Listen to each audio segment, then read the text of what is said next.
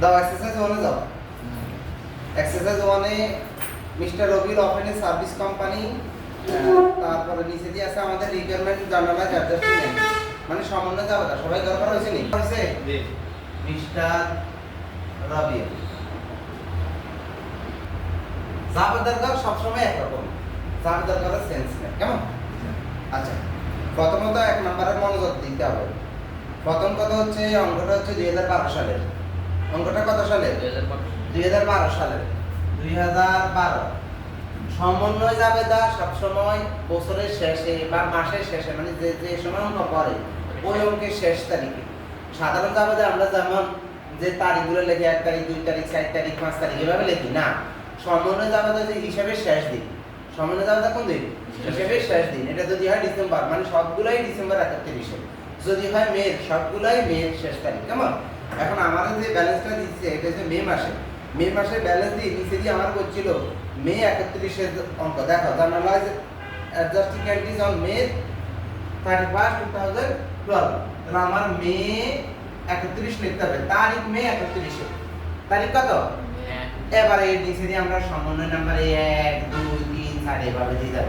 মানে 1 2 3 এগুলো হচ্ছে সমন্বয় নাম্বার, কিন্তু তারিখ সবগুলোর জন্য একটাই তারিখ মে 31, মানে যে মাসে সমাপ্ত যে তারিখ ওই তারিখটাই হবে, মনে থাকবে? জি। আচ্ছা দেখো এবার আমার বলছে prepared preferred insurance was for 2 year effects from May 1, 2012. Prepaid free অর্থ পূর্বে, পেড অর্থ প্রদান। পূর্বে প্রদান ইন্স্যুরেন্স মানে কি? পূর্বে প্রদান ইন্স্যুরেন্স বীমা, এটার অর্থ মানে কি? অগ্রিম বীমা না? জি। অগ্রিম বীমা আমরা 2 বছরের জন্য। প্রভাব কয় বছর পড়বে? অগ্রিম বীমার প্রভাব 2 বছর। ফ্রম মে 1, মে 1 থেকে 2 বছর। মানে আমরা কত করি মে 31, মানে কয় মাস হইছে? 1 মাস। অঙ্কটা কয় মাসের এখন? মানে প্রিপেড ইন্স্যুরেন্স এখন কয় মাস খরচ হইছে? 1 মাসের খরচ হইছে। কিন্তু আমি যে প্রশ্নের প্রিপেড ইন্স্যুরেন্স দেওয়া আছে 36,000 টাকা, এই 36,000 টাকা কয় বছরের জন্য বলছি? 2 বছর। তো এটা আমি প্রথমে তো 36,000 কে যদি আমি 2 দিয়ে ভাগ দিই, 36,000 কে 2 দিয়ে ভাগ দিলে আসে আমার 18,000 টাকা। এটা কয় বছরের? 1 বছরের। এটাকে আবার 12 দিয়ে ভাগ দিয়ে 1 দিয়ে গুণ দিলে 1 মাসের আসেনি। অথবা তুমি 36,000 কে সরাসরি 24 দিয়ে ভাগ দিতে পারো, কারণ 2 বছর সমান 24 মাস। 2 বছর সমান 24 মাস। এবার যত মাস কইতো তাহলে আমরা 24 দিয়ে ভাগ যত মাস কইতো তত দিয়ে গুণ দিতাম। এখন যেহেতু 1 মাস তাহলে আর তো গুণ দেওয়া লাগতেছে না, আমি সরাসরি 24 দিয়ে ভাগ দিলেই হবে। কিন্তু যদি 2 মাস হইতো তখন আমরা কি করতাম? 24 দিয়ে ভাগ 2 দিয়ে গুণ, 3 মাস হলে 24 দিয়ে ভাগ 3 দিয়ে গুণ, ঠিক আছে? আর অথবা প্রথমে 2 দিয়ে ভাগ দিয়ে 1 বছর করে নিয়েছি, 1 বছর আবার 12 মাস দিয়ে ভাগ দিলে হবে। দাও আমরা 18,000 কে 12 দিয়ে ভাগ দাও, অথবা 36,000 কে 24 দিয়ে ভাগ দাও, কত হয়? 1500। আর 18,000 কে 12 দিয়ে ভাগ দিলেও 1500। এটা অর্থ হচ্ছে প্রিপেড ইন্স্যুরেন্স তো আগেই দিয়ে দিয়েছে, খেয়াল করো। অঙ্কে যেহেতু প্রিপেড ইন্স্যুরেন্স আছে, মানে ওই মে মাসের 1 তারিখে আমি প্রিপেড ইন্স্যুরেন্স দিয়ে দিছি। এখন 1 মাস শেষ হয়ে গেছে, মানে ইন্স্যুরেন্স খরচ হয়েছে। কি হয়েছে? খরচ হইলে খরচ ডেবিট, সম্পদ কমে গেছে না? প্রিপেড কমে গেছে না? সম্পদ কমলে ক্রেডিট, মানে insurance expense debit. Insurance expense debit, prepaid insurance credit. কত? 1500 টাকা না? Insurance expense debit, prepaid insurance credit. কে বুঝো না?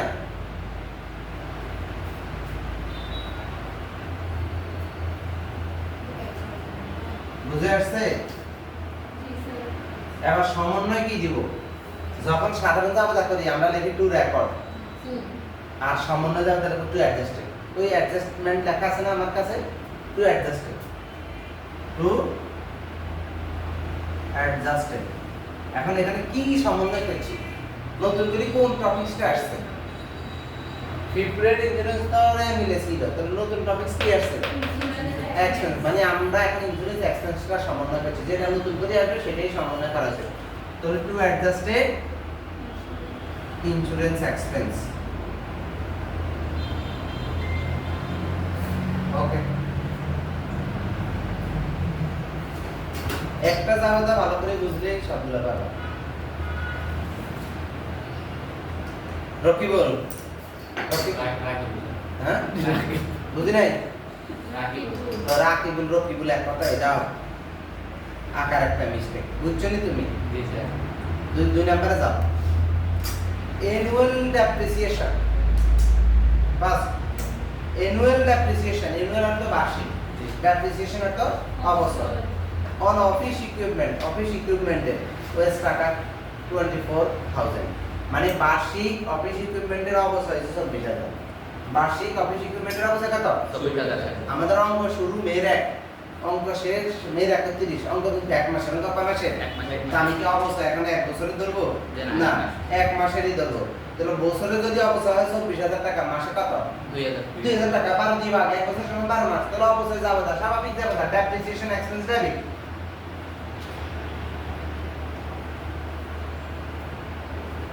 Depreciation expense debit, accumulated depreciation credit. 2000 নি to record to adjusted depreciation expense.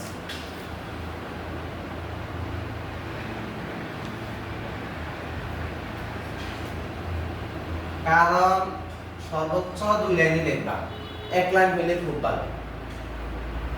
কারণ সর্বোচ্চ 2 লাইনই হবে, 1 লাইন হইলে খুব ভালো। বুঝি নাই? বছরে যদি 24,000 হয়, মাসে কত পড়ে?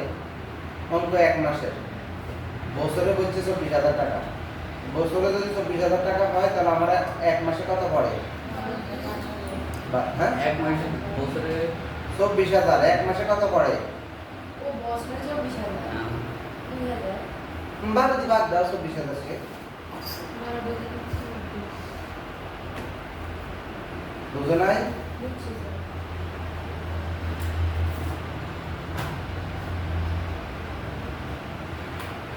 গেছেন পরটাতে? জি। 3 নাম্বারটা, the notes payable were at 10%, 6-month notes from May 1, 2012. Notes payable হয় 10%, মানে নোটস পেয়েবলের সুদ হবে 10%। প্রশ্নে একটা নোটস পেয়েবল আছে 1,20,000 টাকা আছে, জি স্যার। জি। ওই 1,20,000 টাকার উপরে 10% সুদ ধরবো। 6 মান্থ নোট, মানে নোটের মেয়াদটা, নোটের মেয়াদটা 6 মাস। এখন মেয়াদ যা মন্দ তাই হোক, আমার অঙ্ক কয় মাসের? 1 মাস। তাহলে আমি কি 6 মাসের হিসাব করব? না। আমি আমার অঙ্ক 1 মাসের হিসাব করব। অঙ্ক কয় মাসের হিসাব? 1 মাস। মে 1 থেকে, তাহলে মে 1 থেকে মে 31 পর্যন্ত 1 মাস। তাহলে আমার নোটস পেয়েবল হচ্ছে 1,20,000 টাকা। 1,20,000 টাকা 10% সুদ দিতে হচ্ছে। 1,20,000 টাকা 10% এমনিতে কত আসে? 12,000 টাকা। কত? যে কোনো পার্সেন্ট ক্যালকুলেটরে টিপ দিলে যে টাকাটা আসে, এটা আসলে বার্ষিক আসে। কিসে আসে? বার্ষিকের হিসাব, কারণ পার্সেন্টেজ সাধারণত বার্ষিক হিসাব। তাহলে বছরে যদি 12,000 টাকা আসে, আমার মাসে কত আসে? 1,000 টাকা। বছরে 12,000 আসলে আমার মাসে কত? 1,000 টাকা। তাহলে কি ধরবো? নোটস পেয়েবলের সুদ ধরবো। নোটস পেয়েবলটা দায়, নোটস পেয়েবল কি? দায় যদি ক্রেডিট হয়, বলছিলাম ক্রেডিটের সুদ ডেবিট, ডেবিটের সুদ ক্রেডিট। তাহলে নোটস পেয়েবলের সুদ কি হবে? ডেবিট। তাছাড়া দায় সুদ ব্যয়, দায় সুদ কি? ব্যয়। তাহলে interest on notes payable, interest on notes payable debit 1,000 টাকা। আর নোটস পেয়েবলের সুদটা কি আমরা এখনো দিছি? তাহলে interest payable credit, interest payable মানে বকেয়া ক্রেডিট 1,000। আপনারা চাইলে দেখাই দিতে পারেন 1,20,000 গুণ 10% ভাগ 12 ভাগের 1। না লিখে 10 বুঝে নাই। পরীক্ষায় না লিখে 10 বুঝে নাই। না লিখলে সমস্যা নেই, লিখলে সুন্দর হয় যদি পর্যাপ্ত জায়গা থাকে। টু অ্যাডজাস্টেড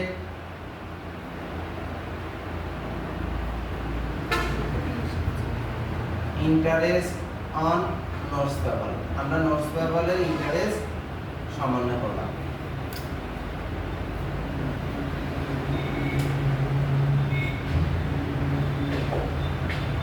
দ্রুত দ্রুত।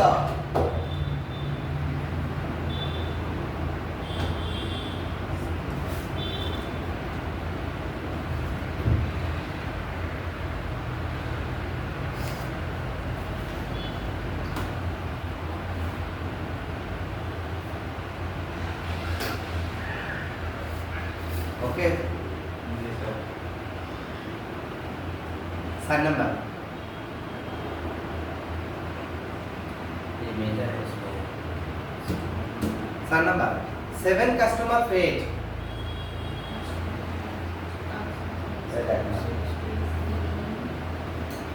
সেভেন কাস্টমার পেড মানে 7 জন কাস্টমার প্রদান করছে পরিশোধ করছে টাকা 6000 ইচ প্রত্যেকে 6000 করে প্রত্যেকে কত করে মানে 6 7 42000 6 7 42000 টাকা প্রদান করছে ফর 6 মান্থ 6 মাসের লাগে তাহলে 42000 টাকা যদি 6 মাসের জন্য প্রদান করিয়ে থাকে আমার এখানে 1 মাসে না হয়েছে কয় মাস মানে 42000 কে আবার 6 দিয়ে ভাগ দিলে 7000 কত মানে 1 মাসের মাত্র 7000 অর্জন হয়েছে বলছে সার্ভিস প্যাকেজ বিগিনিং ফ্রম মে 1 মে মাসের 1 তারিখে 7 জন কাস্টমার প্রত্যেকে 6000 টাকা করে 6 7 42000 টাকা 6 মাসের জন্য প্রদান করছে তাহলে আমি যখন শুরুতেই অগ্রিম টাকা পেয়ে গেছি তখন কি আনআর্ন সার্ভিস রেভিনিউ ছিল না রেভিনিউ দেখো আনআর্ন রেভিনিউ আসেনি 42000 টাকা জি স্যার হ্যাঁ তাহলে এই আনআর্ন 42000 টাকা কয় মাসের জন্য পাইছিলাম 6 মাসের জন্য 6 মাসের জন্য 42000 টাকা পেয়ে থাকলে এখন 1 মাস হয়েছে তাহলে 42000 টাকারে আবার 6 দিয়ে ভাগ দাও মানে কত 7000 টাকা 7 জন customer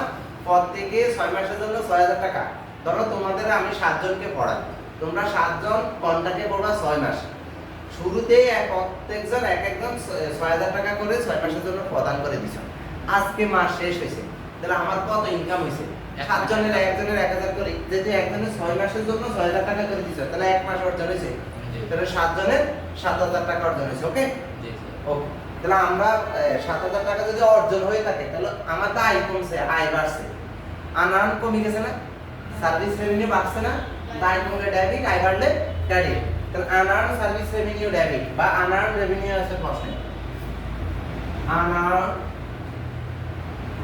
revenue debit R service revenue credit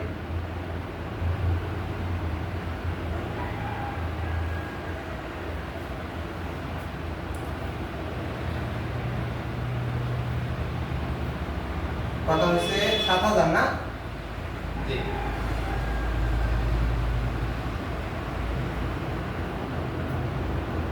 to adjusted service revenue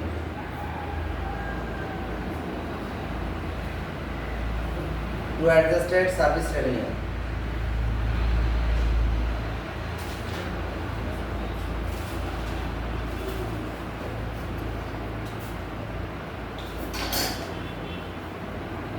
আছে আমরা কি পরেরটা যাব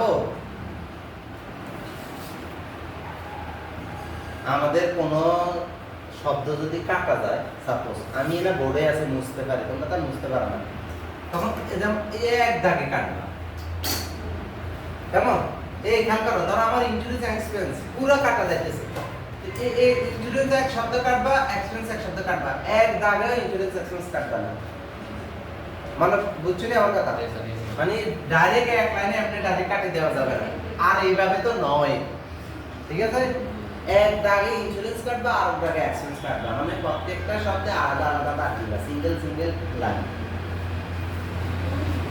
5 নাম্বার 5 নাম্বার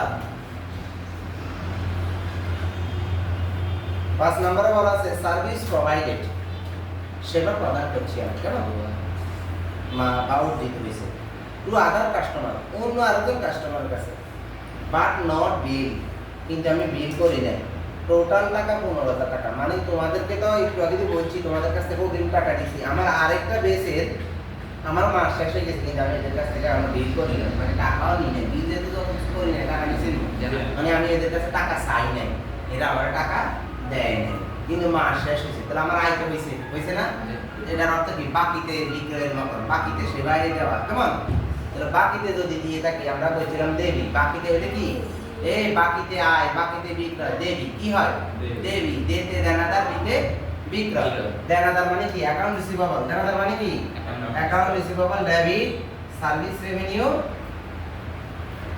ক্রেডিট কত 15000 টাকা কত এখানে কি কোনো মাসের কথা উল্লেখ করা আছে তাহলে এই পুরোটাই to adjusted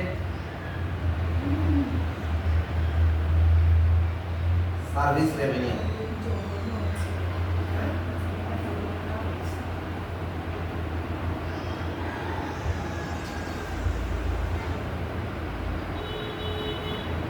adjusted service revenue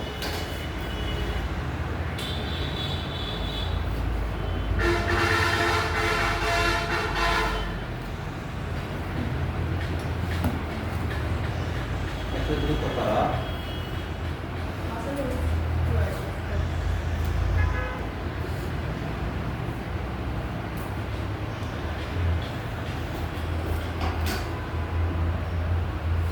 ছয় নাম্বার 6 নম্বর হ্যাঁ 6 নম্বর ছয় নাম্বার অফিস রেন্ট of টাকা 5000 was accrued and unpaid May 31 office rent মানে অফিসের ভাড়া 5000 টাকা অ্যাক্রুয়েড অর্থ বকেয়া অফিসের ভাড়া আমরা যে রুমটাতে পড়াইতেছি এই রুমের ভাড়া 5000 টাকা বকেয়া আছে আমি এখনো পরিশোধও করি নাই এই ভাড়া মাস যেহেতু শেষ হয়েছে ভাড়াটা তো আমার খরচ হয়েছে কিন্তু আমি টাকাটা দিই নাই মানে আমি দায় করতে না তুমি স্বাভাবিক যাবে তার মতন খরচ ডেবিট ডাল ক্রেডিট মানে রেন্ট এক্সপেন্স ডেবিট 5000 টাকা আর ফেভার অ্যাক্রুয়েড অথবা ফেভার রেন্ট ফেভার ক্রেডিট 5000 টাকা to adjusted accrued rent expense pass শুধু rent expense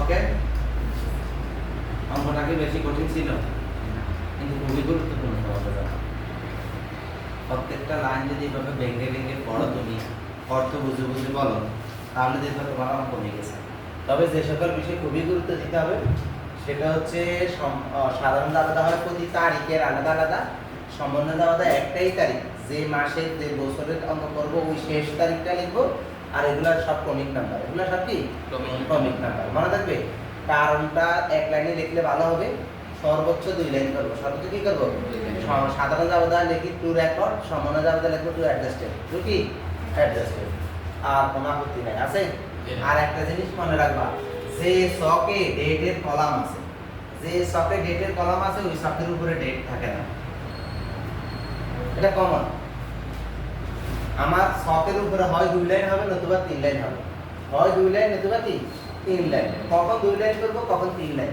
আমার তো দোকানের নাম যে অঙ্কটা করি অঙ্কের নাম আর তারিখ তারিখ দিলে 3 লাইন তারিখ না দিলে 2 লাইন যদি সকের মধ্যে তারিখের কলাম থাকে তাহলে উপরে তারিখের কলাম দিতে হয় এটা একটা টেকনিক মনে